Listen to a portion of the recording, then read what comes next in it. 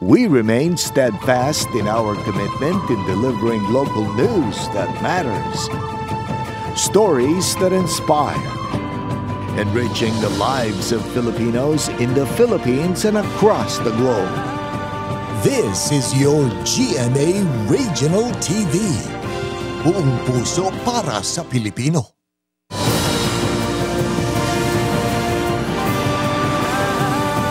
Ini ang GMA Regional TV 1 Western Visayas.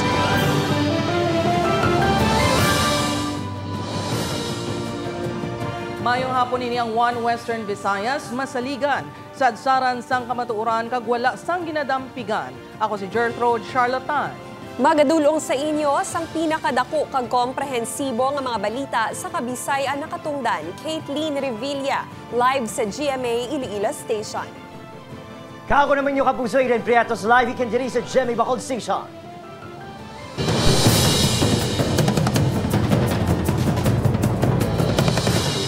Mga kapuso, 3 kaadlaw sang ginpatuman ang price ceiling sa bugas. Pila ka mga rice dealer nagpahayag na nakabatyag naman sang epekto. Mga negosyante nag-adjust na sang presyo sang bugas apisar sang kaperdihan. Mga puso, Iloilo Provincial Price Coordinating Council nagsapol na agonistoryahan ang epekto sa pagpatuman sang price ceiling. Yaring balita ang itutukan ni Zen Kilantang live. Zen?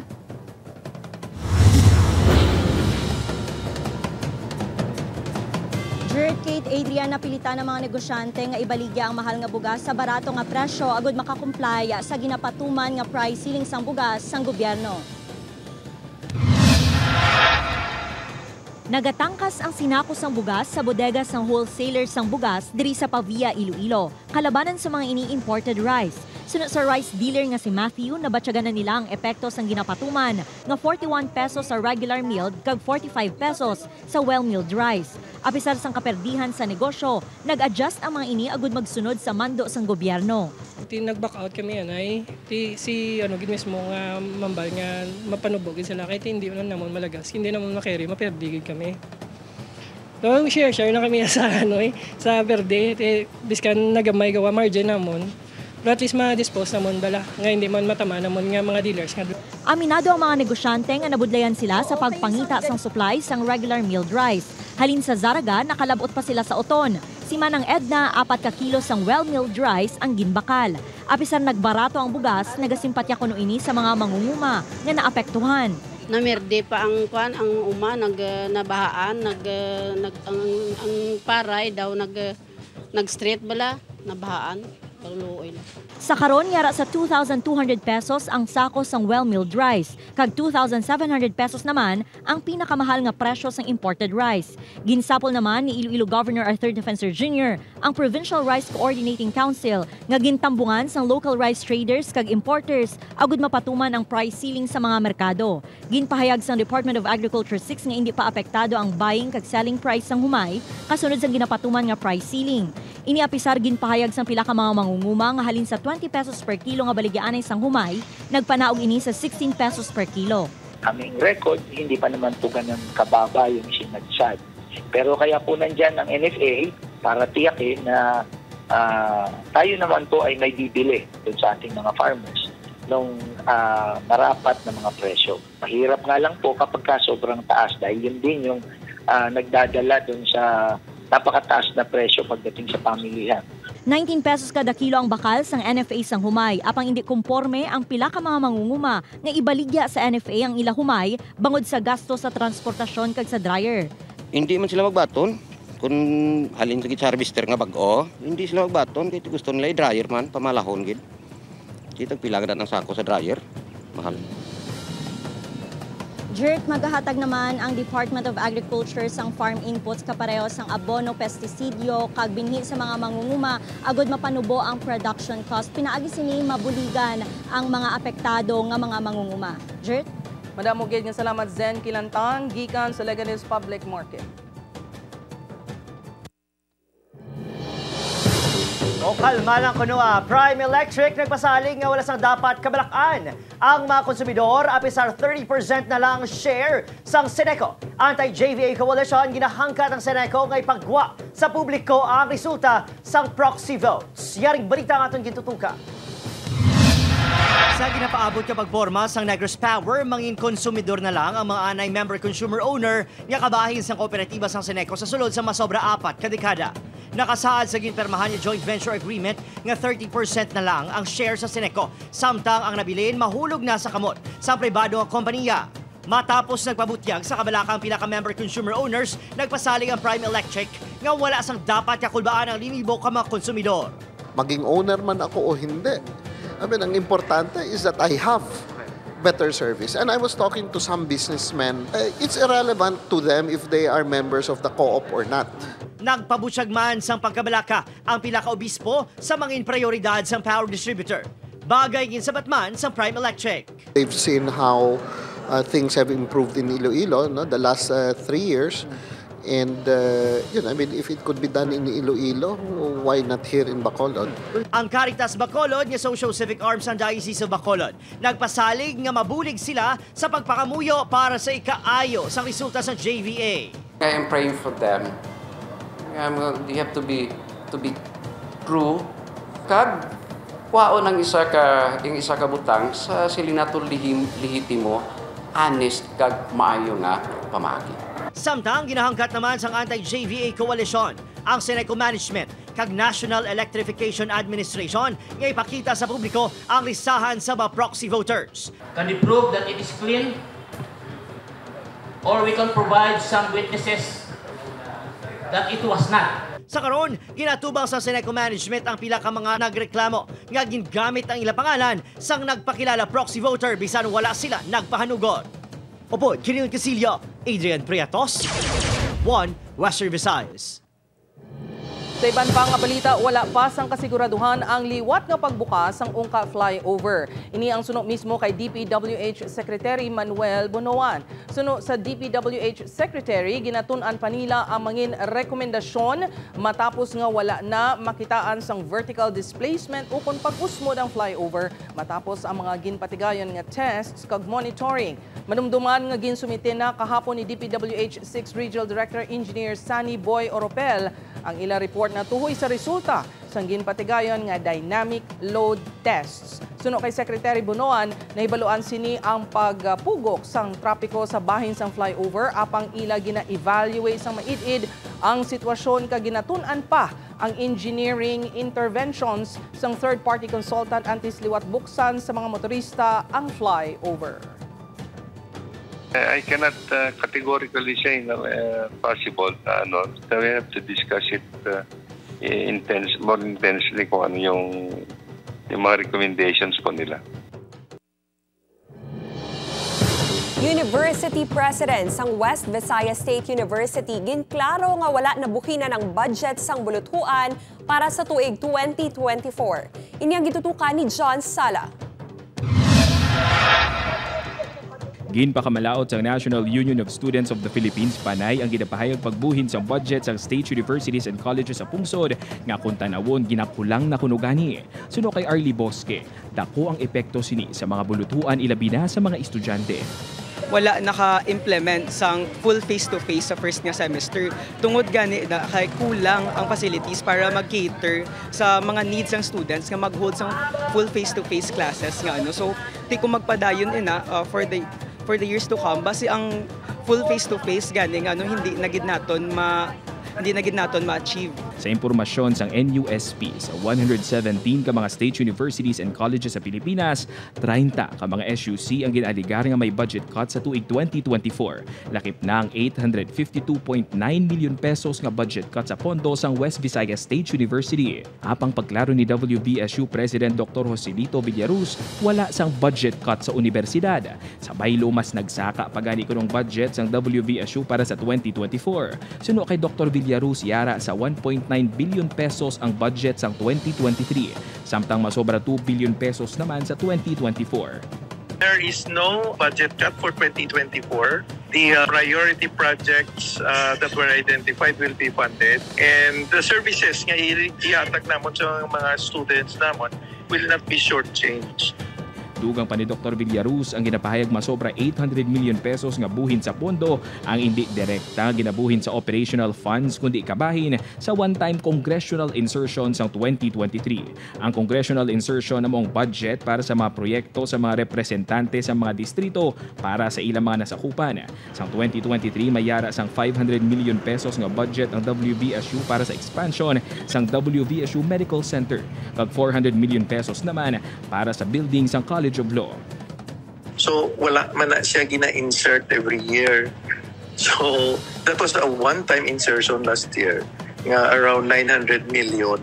Nga kung tanawon mo subong sa budget, hindi na siya mag-appear, inahatag na siya mo. Suno kay Dr. Villaruz ang budget sa 2024 sang bulutuan ang magakadto sa nagkalain-lain nga delivery units, colleges kag campuses ng WVSU, sweldo sa mga empleyado, operating expenses ang bulutuan kag tanan nga mga kinahanglanon sa mga estudyante. Ang 40 million pesos naman nga capital outlay ang gamiton sa mga ipatukod nga infrastruktura sa Himamaylan City Campus. Upod kay Cirilo Renduque, John Sala. 1 Western Visayas.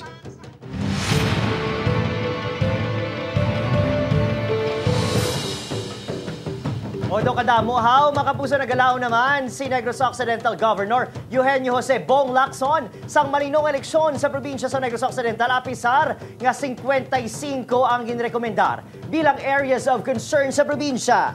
Sunod sa gobernador, posible pa man nga mabuhinan ang numero depende sa assessment. Sang Commission on Elections nga amo ang mapagwa sang final nga listahan. Una naging bahayag sa militar kag kapulisan nga intense political rivalry kag presensya sang NPA ang nanging basgan sa lista. It is not even recommended to put it under COMELEC control. While there is concern, we're confident that there will be a peaceful election in those areas.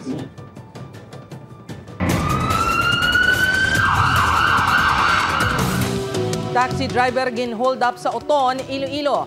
Cash, cellphone, pati ang ginamaneho nga taxi, gintaban sang suspect. Si Tess Ordales nakatuto.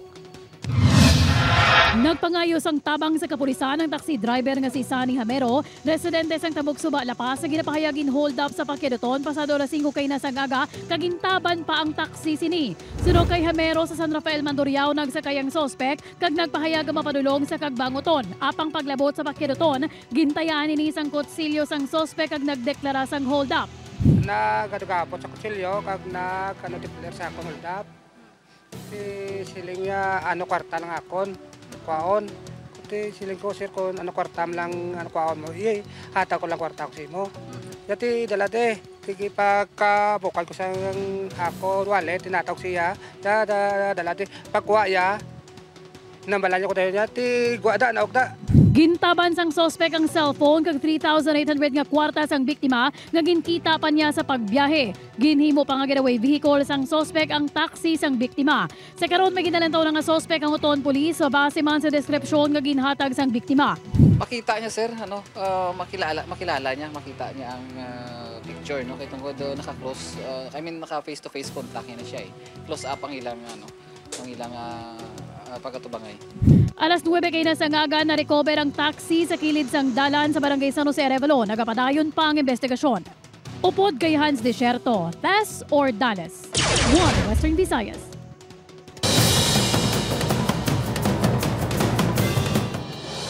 Mga kapuso, ang GMA Network ang nagapangita sa mga aplikante para sa mga bakante nga posisyon.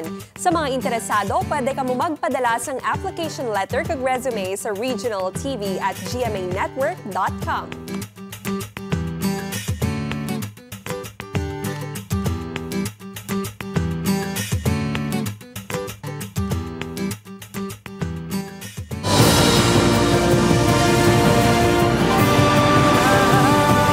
Ini ang GMA Regional TV 1 Western Visayas. Sa dugang nga balita, transport cooperatives nagpahanumdom sa mga driver kag mga operator ango sa overloading sa modernized PUJ. Sini ang gintutukan ni John Sala. malumpok nga pulungkuan kag air condition. Gani likaw sa polusyon kag stress sa pag-commute ang pagsakay sa modernized jeepney. Apang bangod kulang pang units nga nagabiyahe sa syudad sang Iloilo kag madamo sang pasahero ilabi na kun rush hour. Hindi malikawan ang pagginutok o kon standing sa modernized jeepney. Ang tinutuyo sa mga modernized jeepney ang mangin mas masulhay kag mas mangin komportable ang pagbiyahe sa mga pasahero. Apang kung daw sardinas man ang ila sitwasyon kag nagagilinutok sila sa sulod sang mga unit, mas masulhay pa bala ang ila pagbiyahe diri sa syudad? Suno sa ICAO DTC o Iloilo City Alliance of Operators and Drivers Transport Cooperative, 20 to 23 lang ang seating capacity sa mga modernized jeepneys lakip na dira ang driver. Samtang tugtog naman sa pulo lang ka mga pasahero ang pwede nga makatindog sa sunod. Kami nagakulang sa pagdisiplina, sa pag-remind sila, or else there will be a cause of suspension sa ila kung matudaan na muna nga mga reklamo. Nang panaman ni Manong Ray nga ginadumilian ang pagginutok sang mga pasahero. Apang may mga tion nga hindi man maindyan ang mga pasahero, ilabi na kung wala na sang masakyan. Sa imo abi sir, di ka maluoy sa parehas mo nga commute lang. Kung sa bawal gimana tani sir. Pero kung sa amo na sila luoy kami pala mahapon na. Pag wala na sila sakyan. Pareho man ang sentimiento sang pila ka mga pasahero. Hindi man kahit onabis aircon man. Tapos kung may manaog amo na pagpungko mo. Okay lang, importante makabot kita sa katuan ta. Okay lang man sir, kay rush naman, why naman gawa sakyan. Apang suno kay Sheila May, mas maayo gid kun komportable sila nga mga pasahero. Mabudlay man dati. Gali. No choice. Samtang suno sa ICAO DTC, plano nila nga antes ang bulan sang Disyembre, madugangan na sang 80 ang modernized jeepney units sang ila kooperatiba nga nagabiyahe sa syudad sang Iloilo agon makakomply sa mga rekisito sang Enhanced Local Public Transport Route Plan sang syudad. Upod kay Cirilo Renduque, John Sala. 1 Western Visayas. Mga puso, presyo naman sa kamote kang iban pa ang kararuton sa Negros Occidental, hindi man kuno maglayo sa presyo sang bugas. Abaw, baklanay sang humay, nagnubo suno sa NFA. Ining gitutukan ni Eileen Pedreso live gikan sa Talisay City Public Market. Lin, anong latest?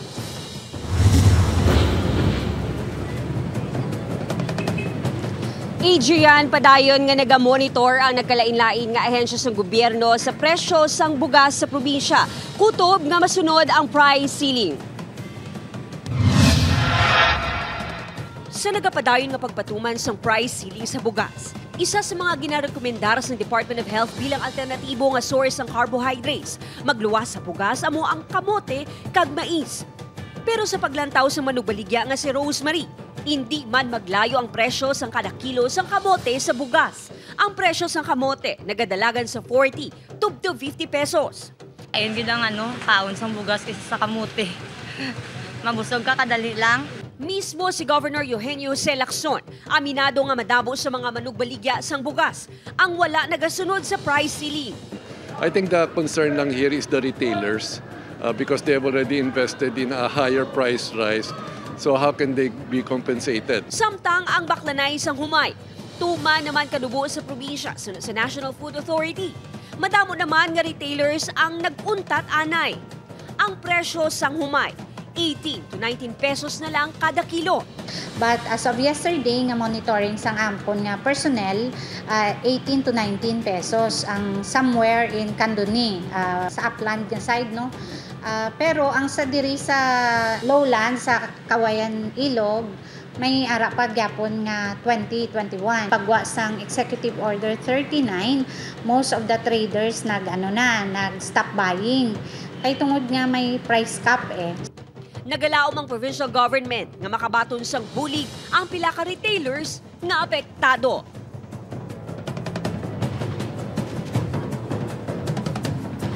Adrian, may mga manugbaligya na sa bugas diri sa Talisay City Public Market nga amat-amat na nga nagasunod sa pagpatuman sang price ceiling. Adrian? Diet anay. Madamo gini salamat, Eileen Pedreso.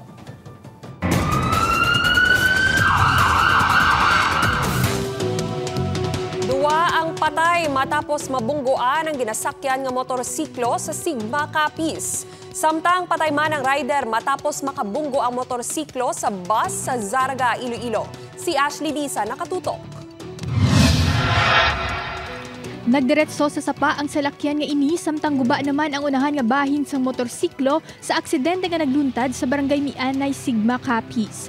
Suno sa Sigma Police, padulong sa siyudad sang Rojas ang salakyan ginamaneho ni Rowelyn Balatayo, 39 anyos, sang nabungguan sini ang motorsiklo nga ginamaneho ni Lawrence Rodico, 22 anyos.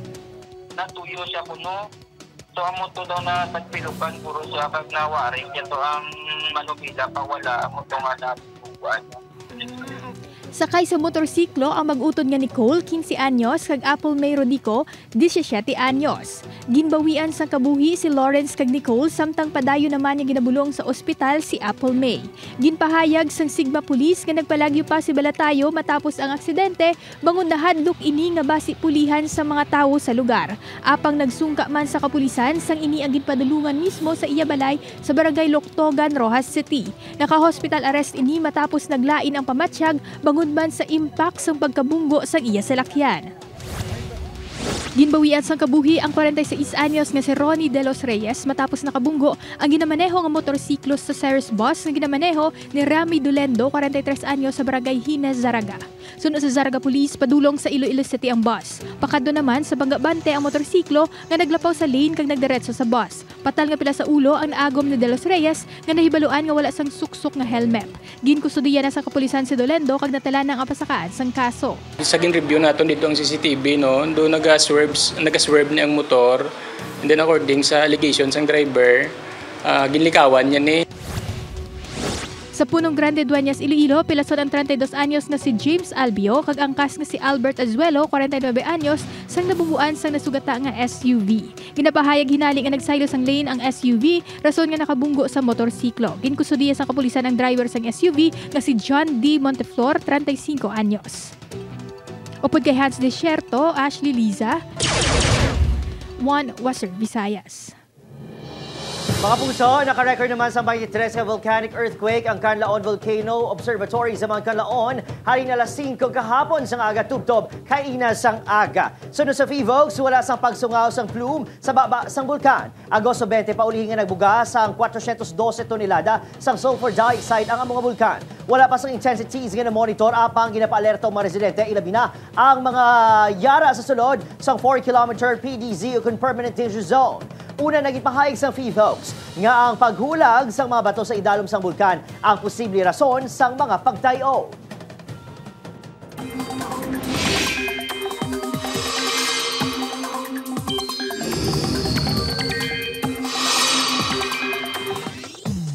Mga kapuso, kumpara sa mga nagligad nga adlaw, mas manami nga tiyempo ang lauman sa dako nga bahin sang pungsod.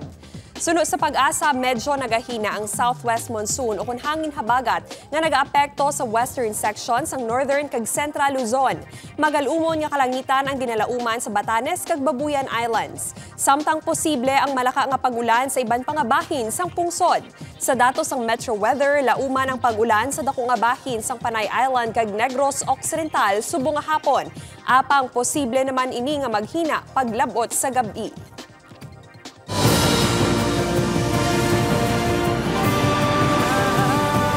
Ini ang GMA Regional TV 1 Western Visayas.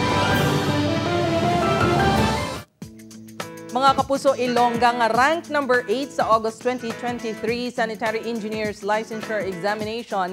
Ginpakigbahin ang iya mga ginhimo agud mangin madinalagon sa pag-eskwela. Aton siya kilalahon sa report ni John Sala.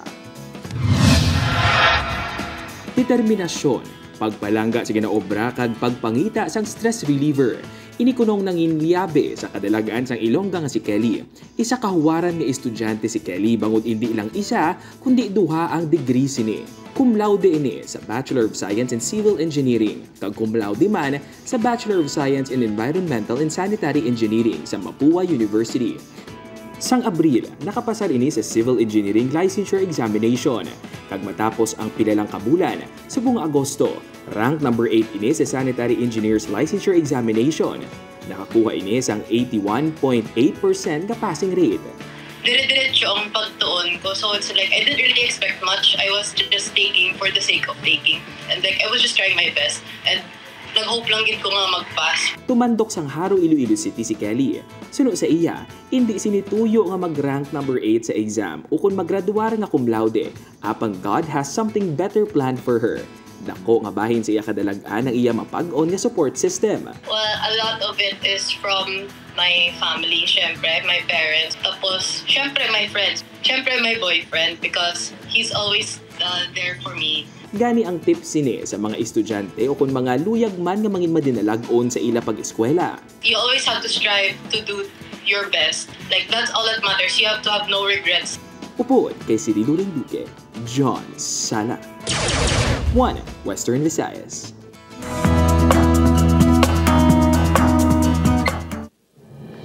Mga puso sa Bacolod City, lapsag nga nabunag sa bulig sa mga bombero sa tion sang pagbaha. Ginbawian sa kabuhi. Samtang ginapatihan babaye nga may diferensya sa paminsaro nagbata kay nasang aga sa downtown area. Yaring balita ang aton gintutukan. Isang barangay panukoy sa mga tuma na haligtan sang pagbaha. Rason nga may pila ka mga residente nga wala nakagwa sa panimalay. Lakip diring mga midwives sa barangay. Butang nga sang nagbatang 20 anyos nga Iloy isang damlag lang mismo. Ang mga bombero pa nga nagresponder sa lugar ang nagpabata sa iya. Sadya sir kay nakabulig da sa sigataw naton kag being part sang BFP amon magina nga ubragid sir. Ginimo naman ang amon nga makaya nga ma-transport sila kag matagaan sang medical assistance nga amon masarangan para masalbar laman ang bata kag ang Iloy. Ginabuluban ta 5 palang kabulan ng lapsag nga ginbawian sang kabuhi inoras matapos inigin bunag. Sa biyak sini, ginakabig siya simbolo sang bayanihan kag paghugpong sang mga residente sa tunga sang kalamidad. Samtang, gintabangan man ang isang babaye nga ginapasuni may diferensya sa paminsaron matapos nagbata sa sidewalk sa downtown area. Ang Iloy natukiban nga wala sang permanente nga panimalay kag sa dalan lang nagatiner. Wala man sa nakahibalo kung sino ang ama isang bata. Sa aron, ara na mag-Iloy sa ospital. Opo, Kiril Casillo, Adrian Priatos, 1 Western Visayas.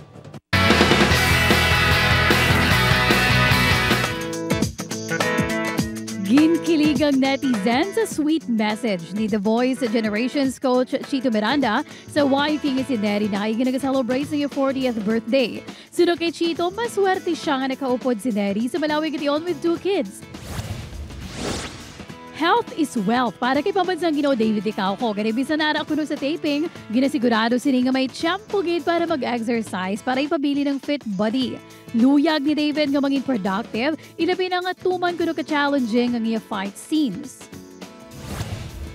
Mainit nga sorpresa ang nagsugata sa Voltes 5 Legacy fans ang ginpakita nga tank mode sa robot sa isa sa mga scenes.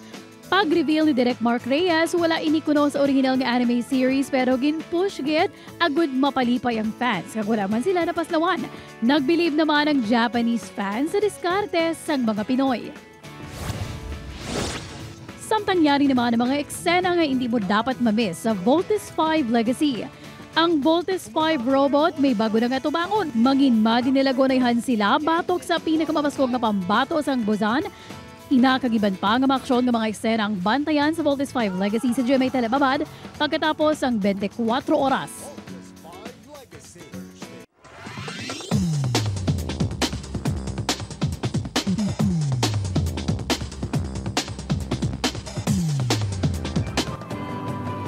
Mga kapuso, mahimo nyo malantaw ang ining episode sa GMA Regional TV official website www.gmaregionaltv.com. Pwede man mabisita kag i-click ang subscribe button sa GMA Regional TV official YouTube channel para sa mga updated nga balita. Kag sa aton mga puso diri sa Western Visayas, kag subong man sa aton mga puso abroad, madamo gini salamat sa inyo padayon nga pagtutok. Ako si Adrian Priatos.